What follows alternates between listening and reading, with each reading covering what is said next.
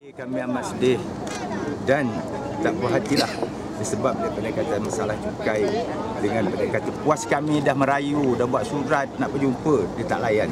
Apa yang kami terima, surat dia mengatakan tanah kami dirampas.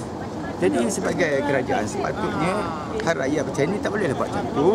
Jadi bermakna tadi ajak berbincang apa semua begitu dia tak boleh.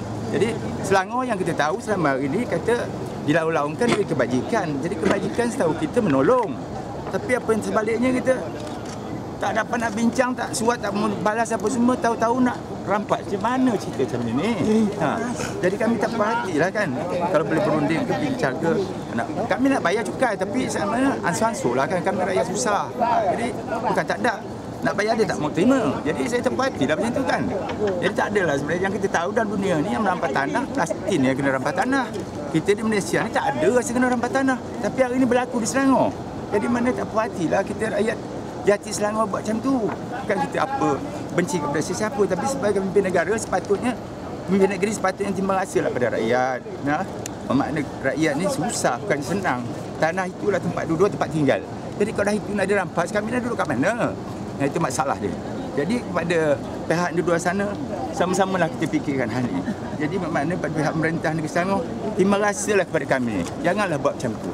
Jadi kami tu yang kami datang bukanlah kata nak buat huru-hara, kami datang nak buat cerita kebaikan.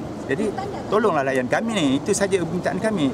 Hajat kami jadi tanah tu pulangkanlah balik semula. Kami boleh cukai nanti. Bukan tak bayar. Saya ansur-ansur lah sikit-sikit. Maklum kampung kan mana ada duit. Jadi itulah dari mana kata luahan saya. Kepada macam rumah tu yang duduk di bandar tu kan, rumah tanah tu sekali dilelong. Jadi tak, yang duduk tu macam mana? Jadi satu dulu janji, ialah janji pilihan dulu ya, nak buat kemajuan apa semua begitu begini dia semua bayar. Kami terimalah tapi sampai hari ini kemajuan tak ada, tapi sebaliknya menyusahkan kami budak semua. Jadi kami rasa tak puas hatilah kan. Jadi mintalah pertimbangan daripada Bentara Negeri Selangor supaya kami ni selesaikan dengan cara baik. Jadi itulah hajat saya. Kawasan Kuning ni? Kuning ni. Ni. Luas. Nampak? Satu jadi surat pada wife pada dia ni dulu. Tak jawab. Ini hantar Tahun 2008 lagi. jadi mana boleh gambar boleh dia dapat. Gambar boleh. Gambar. Ini pelan tanah yang dirampas. Cuba dia tunjuk kat mana kawasan yang ambil tu. Ini yang lain kuning tu cubalah. Itulah lain kuning tu yang 1621 ekar tu. Yang masih ada lagi sekarang. Dia semua sekali 3,000 ekar.